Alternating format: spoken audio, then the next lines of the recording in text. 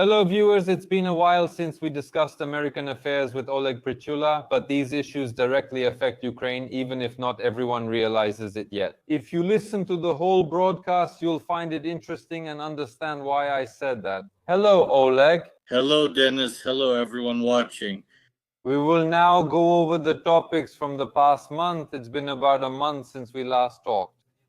So let's start with the very first thing. I don't remember if it was Trump himself or the White House who posted it, an AI-generated video. It shows Obama being arrested, then I think Anna Paulina Luna called for arrests, and many others did too. What do you think about this? How do you see it? Well, we can see now that new technologies are being used, meaning AI is working, and people can get creative. I think in this case, Trump acted creatively. I think only Trump could have done this. Many people are criticizing, like, how could he dare, and so on. He's also a former president. But look at who Obama was and his achievements and where he came from and how he ruined the country and how he almost destroyed Trump and, in general, freedom of speech. That's why I think it's too generous to look at Obama favorably. I believe it's possible to speak even more harshly about him. And that's my opinion. So you think it's necessary to insist radically on arrests, even of people like Barack Hussein Obama? But considering all the problems that the socialists have created, especially in the last 10 years, I believe there should be no concessions here. Because in principle, it wasn't just the United States of America at stake, it was all of humanity. Because America and the whole world, because of these 100 years of socialism, have never come so close to the edge of the abyss.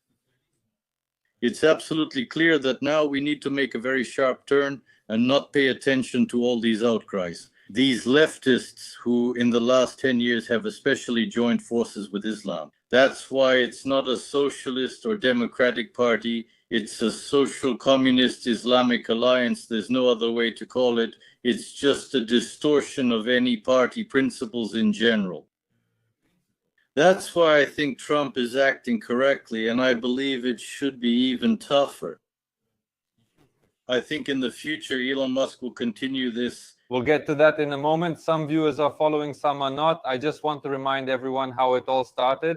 Tulsi Gabbard, head of state security, published a full investigation. Well, in short, it described how in the 2016 presidential election, Trump was targeted with a fake case that involved, as I understand it, several CIA agents, FBI agents, and various other people, all under Obama's control, aiming to discredit Trump by alleging he was linked to Putin and Russia, like Agent Krasnov. This nonsense that everyone was blowing out of proportion, and she completely destroyed it with facts proving that it was done intentionally. Is that correct? Do I understand? Yes, that's right. But basically, it turns out that socialists and globalists never really expected that someone like Trump could come to power. That wasn't part of their plans at all. They wanted to make America a one-party system, like the Communist Party of China, and they planned the same thing for Europe. That's why things didn't go their way.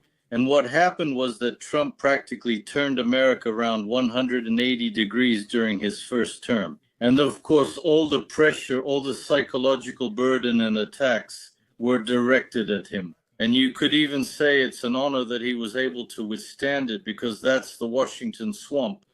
Now, looking back in hindsight, he didn't even expect such resistance. He thought that with the change of power, he would come in, appoint his own people, and start leading.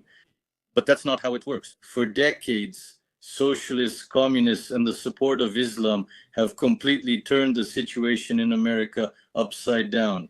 This is like illegal immigration, completely open borders. It's the infiltration of people from different countries, many of whom have criminal backgrounds and all sorts of other sins. That's why clearly everything was aimed at destroying America, and Trump stopped it. And what is this? I think it's right that all the focus and the goal now is directed at Obama, because he's kind of the root of this evil. It's clear that in recent years it wasn't Biden running the country, but rather you could see Obama's influence behind the scenes. That's why this target was chosen, and that's absolutely right.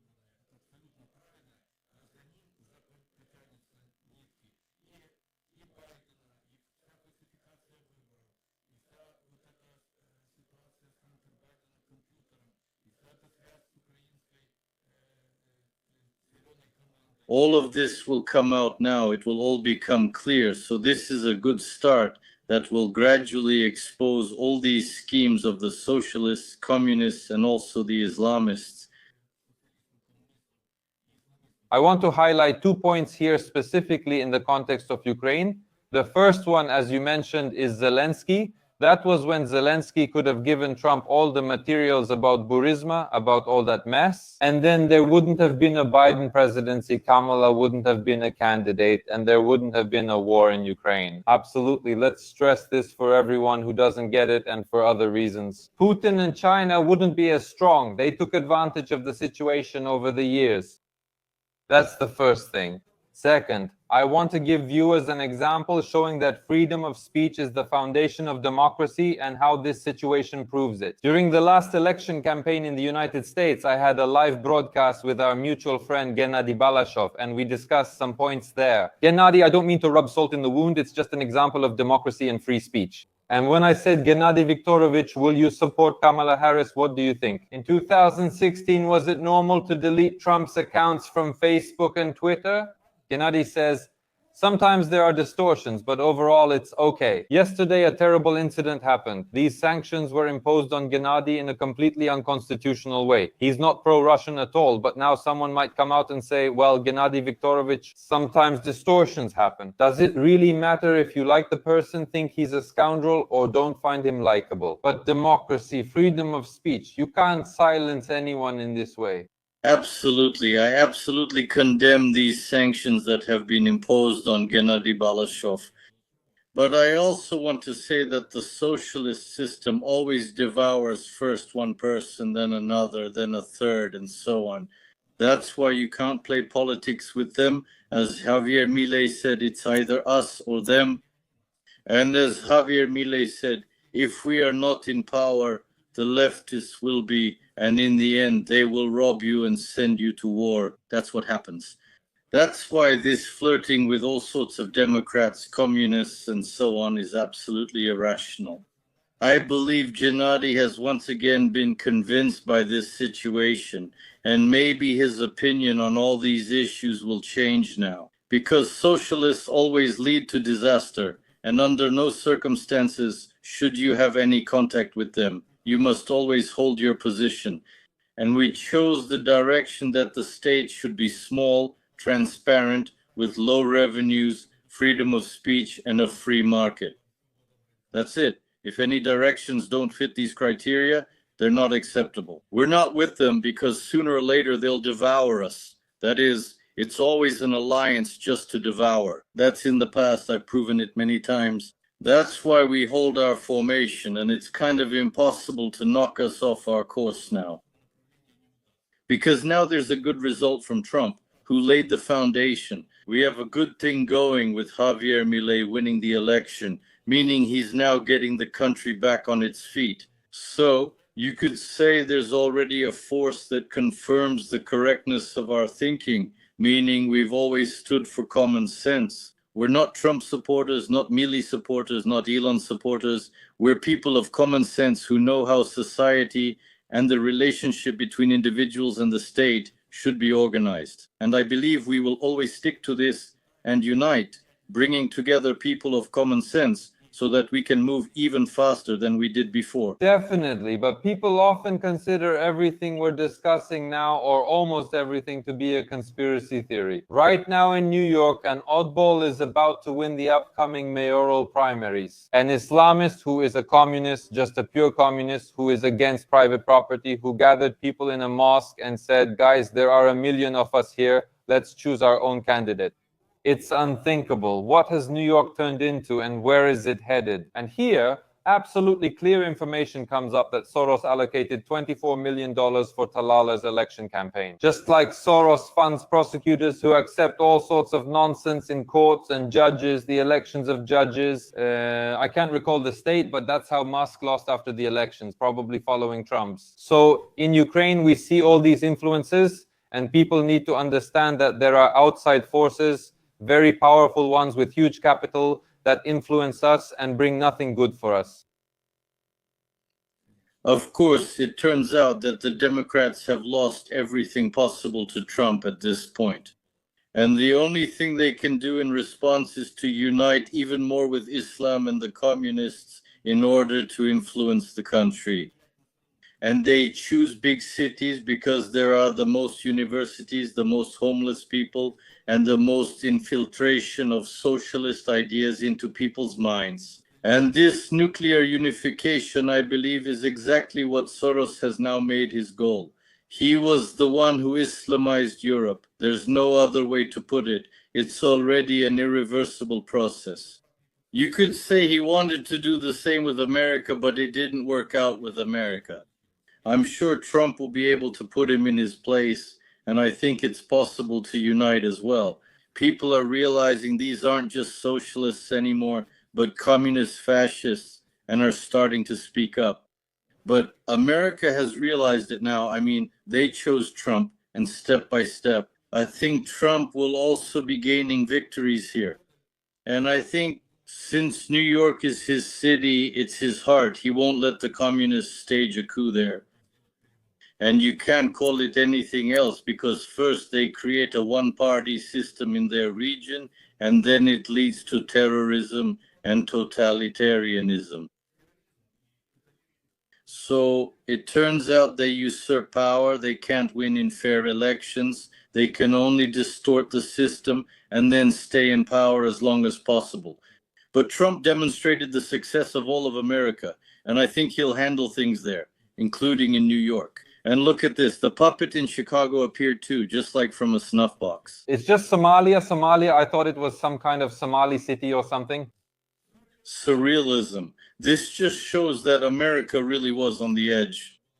And this thing that communists and Islamists are breaking through to power, I think this is the last, surge of their inability to defeat Trump.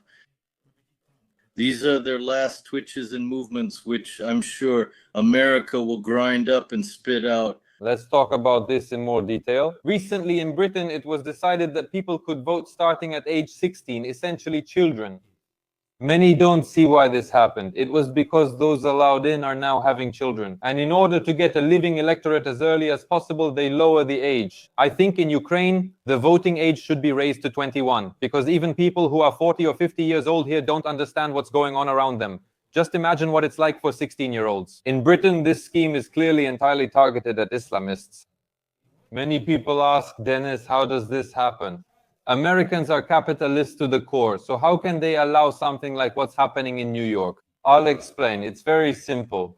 It's easy to support communism or socialism when you've never actually lived under it. Kids, especially those from wealthy New York families who support communism, socialism, and Greta Thunberg, they grew up and live in pure capitalism, with nothing in their lifestyle reflecting anything else. If they were sent to Ukraine, Russia, or even the Soviet Union, they would never preach that. Or somewhere like Cuba or China, just people. It's very easy to be a communist in a capitalist environment. It's very easy. Do you agree with that? Here's confirmation of your words. Ayn Rand said, it's very easy to vote for socialism, but then you'll have to win back freedom of speech with blood. That's what happens. And socialists always make the electoral system unfair, meaning they just distort it. And here's what they can do. On a fair field, on a clean field, they can't win. So what do? For example, they let illegal immigrants into the country. They promote Islamization. Now they've come up with a new trick to give people under 16 the chance to vote. You could say that really. Over the past decade, Islam has surged into Europe, and now these Muslim children have grown up. They're counting on them now. So whether it's a social communist Islamic ideology or fascist, that's absolutely indisputable. And thank God if America has realized this now and is handling it together with the conservative wing, then Europe is already in a terrible state. I have a friend in France. He came recently and I asked him if it's possible to change anything. He said, too late, it's all over. France is gone. There's no France anymore. That's why I'm grateful that America has held on. And God willing, as you and I always believe, a strong conservative America means a strong Ukraine in the future. Absolutely. And if America gets back on its feet now and really makes these socialist, communist, fascist ideologies impossible to return, then in the future, I believe that's exactly what should be fought against by conservatives and libertarians. At least that would be common sense, real common sense, and not this madness that has been created here for decades. So it's not just in 1 year, you could say it's actually over the last 50 years. And if you dig deeper, it's 100 years, it's all the time. The increase in this bureaucracy, socialism, and so on led to 2 wars. Third, now take Ukraine, and the losses there are 100 billion. This is all a consequence of socialism, because the principle of socialism is first to rob you, and then, in order to stay in power, they need to create an external enemy to send you to war, to kill you. That's all. There's only one principle. That's why I think people are becoming more educated and are starting to understand this, and there are more of us now. This is already visible and in the future as well. I think that humanity will eventually figure out what to do. We need to build a society where these social communist ideologies have no right to exist at all. You mentioned your friend from France. Look at what's happening in France. A petty prosecutor has launched a case against Elon Musk, harshly targeting X, seeking to ban it and demanding its algorithms. And many other things too. So this is just an completely open attack on freedom of speech. And many people are writing to Elon Musk like, Elon, is it even dangerous for you to enter the territory of the European Union right now? What have we come to? This is a nightmare. Of course, because freedom of speech threatens the socialists. Freedom of speech is number one. It's like a postulate, like an axiom for building a society. As soon as freedom of speech disappears, everything starts moving to the left and eventually ends in disaster. And Elon Musk stood his ground. Here in America, he bought the X platform. Imagine for you how far-sighted he is. He understood that without the X platform, America itself could be lost. And that's also in his interest, because he already understood, even though he used to support the Democrats in some way. But he realized that if the Democrats come to power again, they'll tell him that Elon Musk is nobody and doesn't matter, just like they always do. They can't create, they can only attack, litigate, take away, steal, and seize power. And by the way, whether it's the communists or Islamism, some brainwash people through ideology, and others kill common sense through religion, so they all work the same way. But at the moment, I think Elon has done a great thing by supporting Trump. There are some disagreements between Elon and Trump, but they're absolutely understandable if you look into the topic. Because I think if Trump has a vision and a mission, like for 10 years, he sees how America should be, and he sees it within this system. Meanwhile, conservatives aim to gain and secure power, making it permanent. But Elon is looking like 40 years ahead. And he understands that this two-party system is not a panacea either. It's also distorted to the maximum. That's why I think there are two vectors moving forward, but Elon Musk's vector is broader and longer because he's looking at the long distance. He also has technology. If Trump is supported by young people and they're telling him about cryptocurrency and AI, that's important. I don't think Trump fully understands artificial intelligence, but he knows money should be invested in it. And I think that's the support of young people. So Elon Musk doesn't need advisors because he's a visionary. He himself can see much further ahead. I think his visionary quality is that in the end, he will change this two-party system.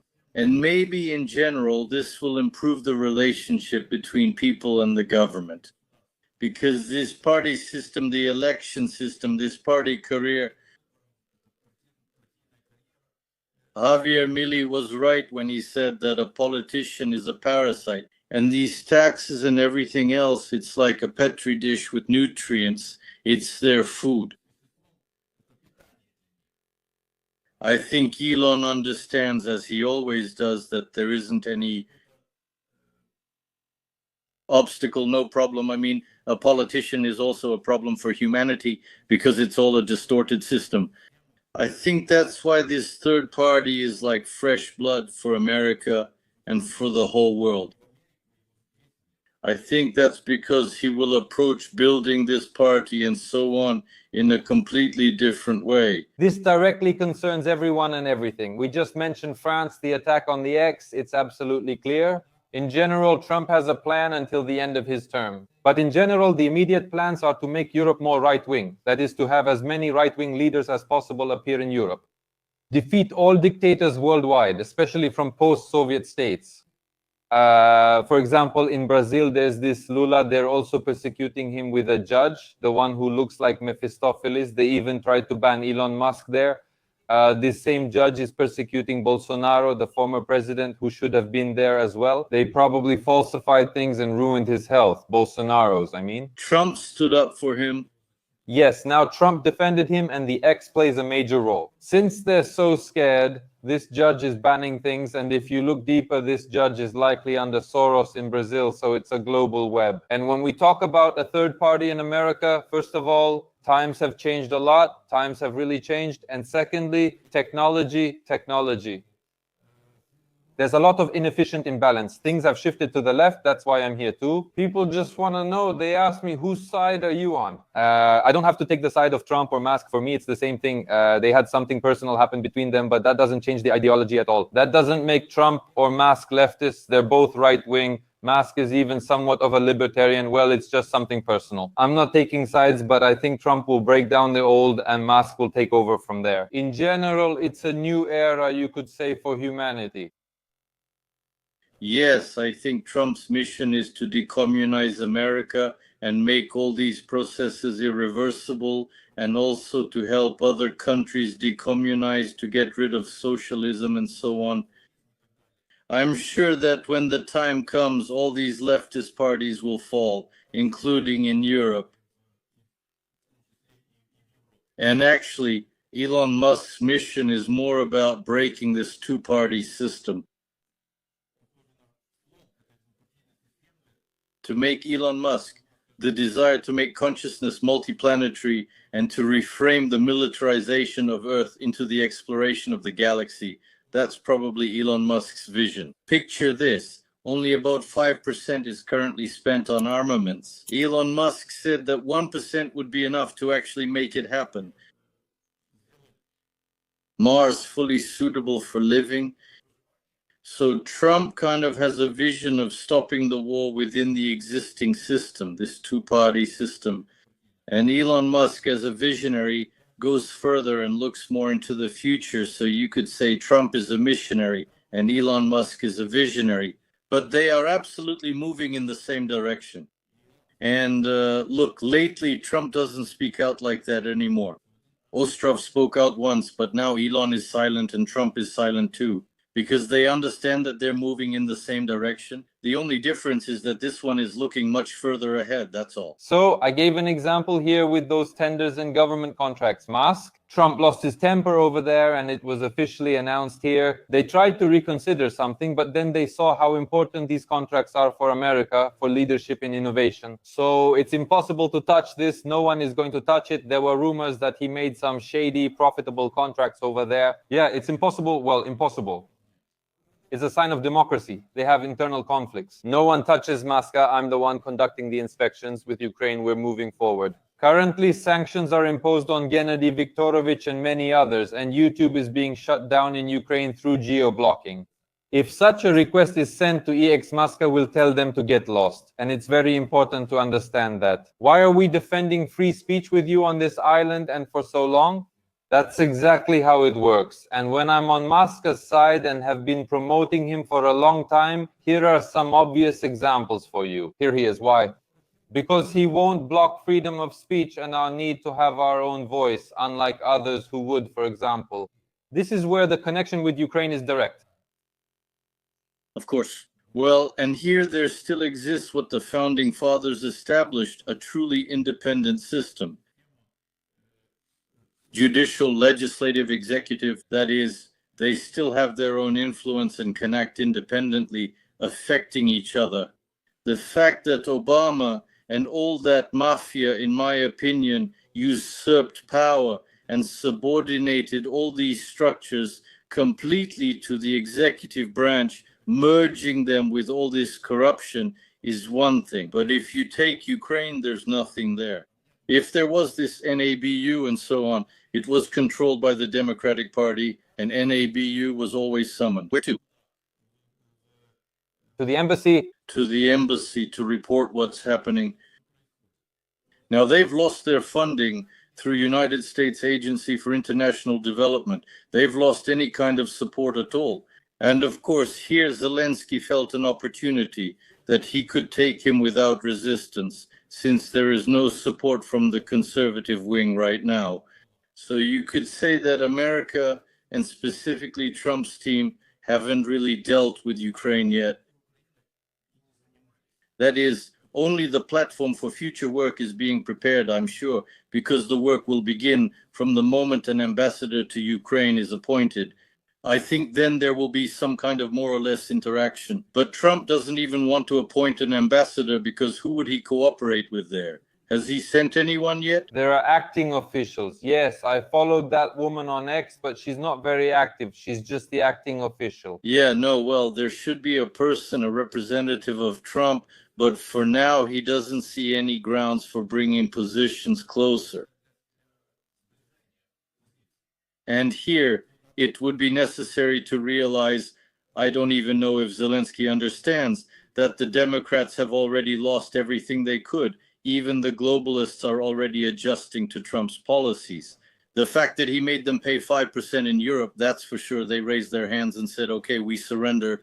So this means that Ukraine also needs to look in this direction, and the sooner the better, to help Trump stop Putin, that is, to stop the slaughter, to stop the fighting. But apparently, it's not beneficial. I don't have any dirt on Zelensky, and honestly, there's nothing to discuss here. I'm mostly talking about the third party, the third force from Musk and his party. This will happen, and we've just discussed the victory of the right in Europe, future victories, and dominating. It's all a process that was started by Javier Milei, basically somewhere Bukale. It will reach Ukraine. And here we always emphasize this with you. Many will suddenly claim, I've supported this ideology since childhood. Their true colors will show. But people see, I hope, and know who really understands this, and sincerely supported it, as they say, back when it wasn't mainstream. But now, even as the Republican parties are nearly dead, they're creating one in Ukraine, and what they're calling it is just ridiculous. But including our broadcasts with you, to warn people and let them know that it's all fake, and you have to look 3 steps ahead, 10 steps ahead, and all the trends start here in America, and it's absolutely impossible to just repaint yourself into that. And here's an example. Javier Milei turned the country around, and he immediately took the libertarian path. And look at the big results. He has duty-free trade with the states and good relations with Israel. Everything immediately starts to improve, and business begins to work together, and that's it. The economy goes up, and that's the system. And he immediately declared that the state is the enemy. And as Patrick David said, and he even wrote a book about it, that people need to figure out who their enemy is, and then you'll basically be able to think straight. But if people don't realize that the state is your enemy, that socialists are your enemy, because first they'll take something from you through taxes, and then they'll start a war and send you to the front so it doesn't work out. But I'm sure that more and more people are waking up and coming together in many countries. I've even heard that in some countries a third party, like Elon's party, is also being formed and so on. But that's the future, because this parasitism of politicians who climb the career ladder is already socialist in itself, because it should be pragmatists coming in, people who have a background behind them, like Elon Musk, like Donald Trump. They created things, ran businesses, and have experience communicating with people. That's one way to phrase it. And this person comes to lead the country or become its manager in order to improve people's lives, including their own, because he wants to live in a civilized society. And the socialists like this Omar, and like her, the Komsomol member, here, the Muslim woman, she was standing behind the bar. Then United States Agency for International Development received some grants and immediately sent them to Parliament. But all of this always ends in disaster. So people, the authorities, should not allow even hints of socialism. and nip it in the bud, so to speak. Elon understands this now too, and he's been through it. He created Deutsch there. He realized that they were already starting to hold him back. His decision to join Trump is one thing, but there are both the Republican Party and the Democratic Party, and they also have their own various agreements and so on, even though they look very different politically. You mentioned Oleg. Sorry to interrupt, but I'll forget, you mentioned DOGE. When this began in America, you and I did a live stream, and I also did one separately. That's right. The first one, definitely with details and numbers, just recently, writes Mikhail Fedorov. We need to create a department in Ukraine. I'm looking for someone to head it, you know? It's funny to me, I'm looking for someone to head DOGE. Yeah, you can't look for a person for DOGE because the person, the ideologist, should create this DOGE themselves. It's not some kind of comedy. And that's how it will be with everyone. All their ideas are like communists, like mutated communists. They'll just take an idea they hear somewhere, repaint it, do it their own way, and then declare those ideas to be bad. I'll never forget when Milei was running for office. I think it was The Independent or The Economist that published an article where 8 or 9 world-renowned economists warned that if Milei wins, there will be a catastrophe, everything will happen. Milei has now been in power for 18 months. Although he doesn't have a majority in parliament, he's showing fantastic numbers in every area, almost deflation instead of inflation. Turnover has increased, exports have grown a lot, salaries have quadrupled. Well, everything is just skyrocketing. That's why.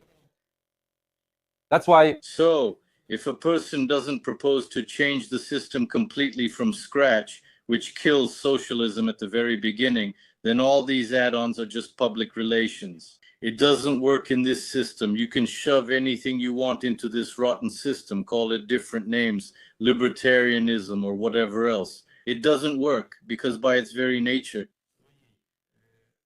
it's socialist, fascist from the very beginning, so it won't work.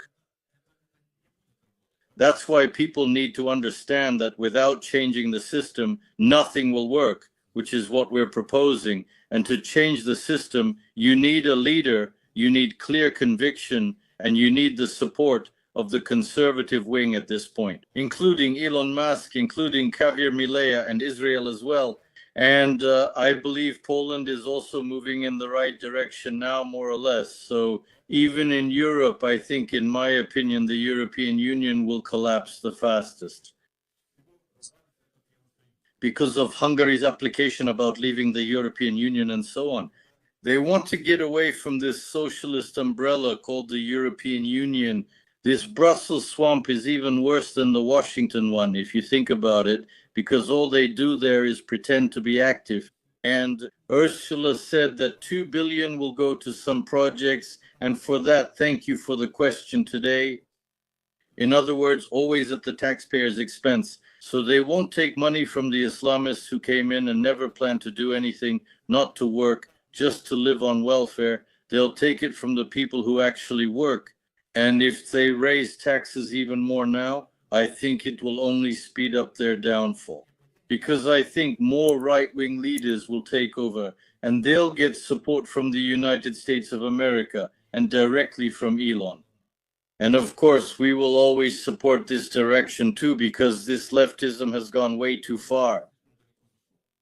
That's putting it mildly, but you know, you always talk about socialism in the context of Ukraine. I wouldn't even say that we can call it socialism in Ukraine. It's a mafia structure. They pretend it's socialism, but it's actually just a mafia organization. And there's nothing to reform there. The whole structure needs to collapse, and then everything should be built from scratch. This is an unreformable structure and has been for a long time. So when I use the word reform, I don't mean let's go in and somehow teach these people to work or make them more efficient. No, this building should be locked up for privatization and everything should start completely differently at just 10% of the previous scale, with maximum efficiency, technologies, artificial intelligence, automation, and so on and so on. You have an approach, yes. You have a pragmatic approach, meaning you're in favor of changing the system. And on this fertile ground, the country should already be rising. But if all these connections are fake from the very beginning, it all turns into schemes, theft, and then ends in war. That's right.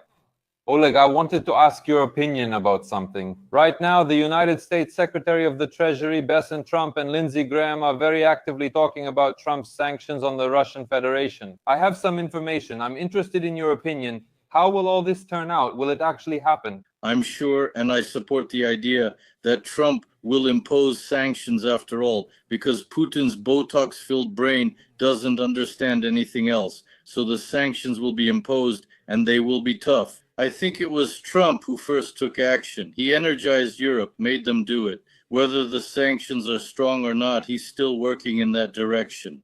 He made them pay 5% for defense.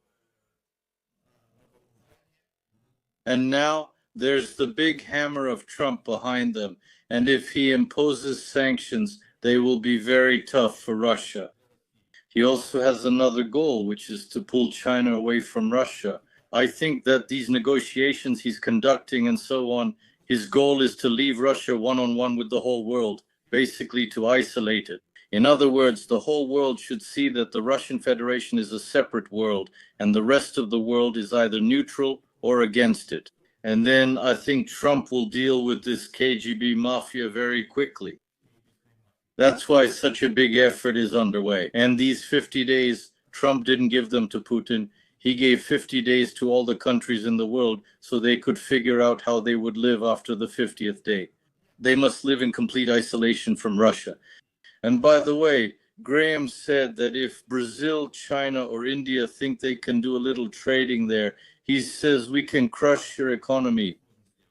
That's why we only need people's support for Trump, because he's moving in that direction. And he's the only one who wants to do it without war as much as possible. And he's doing everything for that. First, he made agreements with the Emirates and major Arab countries about oil prices. And now he forced Europe to buy at minimum prices. And in the end, he'll put pressure on Putin, but he still needs to pull China to his side. He showed his strength through Iran, for example, where China didn't even make a move and only condemned it, nothing more. That's why, in a way, all these processes are tightening the noose around Putin's neck. Only some activity from inside Ukraine would be ideal to support Trump, so that this process would go even faster. Unfortunately, people in Ukraine, because of all this propaganda and nonsense in their heads, hate Trump. They didn't even pay attention when it came to Brazil, Russia, India, China, South Africa. Everything we're discussing now basically means the end of Brazil, Russia, India, China, South Africa. If Trump implements this, then Brazil, Russia, India, China, South Africa is finished. Putin was relying on that. They plan to create and circulate their own currency.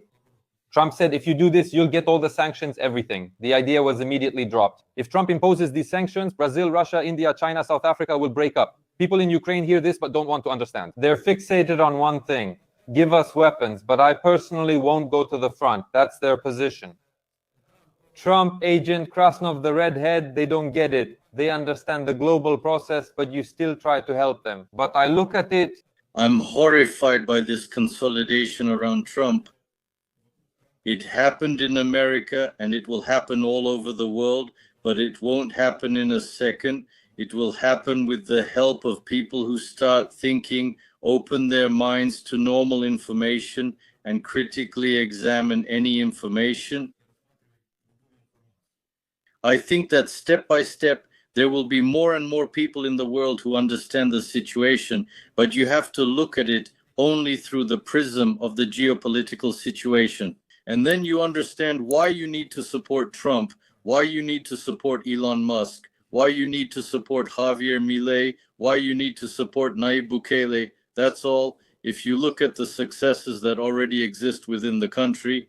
And Trump, well, you could talk for days about how much he has done for America. That's why I believe these processes will accelerate even more, and that will help Ukraine faster as well. Because if the conservative wing here gains even more momentum, I believe that's salvation for Ukraine in the future, making it an ally. Of course, that's exactly how it will be. I also wanted to mention Oleg. The last topic I want to discuss is the Epstein list. What do you think? Well, my opinion is that this list exists. This whole knockout is developing. It's clear that a lot of very important people are involved there. But I have the impression that Trump slowed down with this list for one reason, to let this beautiful bill pass. Because I'm sure that somewhere in the Senate and in Parliament, there are people who are connected to this situation. There was probably some kind of promise from that side. But the fact that Trump has now hit ABEC is, in my opinion, a very serious matter. And the way he interprets it, and since the information has already been collected and will practically be handed over to Pam Bondi, the Attorney General, I think we're going to see a lot of interesting things now. And I think that this whole situation with Epstein will even seem much less significant in comparison. But Trump said to release all the information through the court. I didn't completely stall this issue, but now the focus has shifted to the real situation, revealing all the information, the conspiracy, thank you, against Trump, and that means against America. That's already betrayal. That's already an enemy of the country. That's how they're portraying him, and that's very serious. This is the first time in 100 years that a current president, for example, is condemning a former president over such issues. That's why this will go very far, and it will definitely have repercussions in Ukraine. Yes, the problem is that there are no media outlets. Well, obviously these classic media outlets, almost all of them are under Soros and they don't cover it at all. Just recently there was Ramstein, this hex from the Minister of Defense, the head of the Pentagon. He didn't even join by video call. He's no longer interested in this Ramstein, but people don't have this information. There, the propagandists will tell them how great Zelensky is. There's a perception of strong support for Trump in America, but that's not actually true. Thank you. So this disinformation and propaganda keep going on. And the main thing is that it's all being done against Trump. And this really harms Ukraine. It really does, because right now his support, his and his team's support, is needed more than ever. That's why he's doing everything he can so that Ukrainians, the people of Ukraine, can get results faster and stop the war. He's working with Ukraine's bureaucracy. He wants to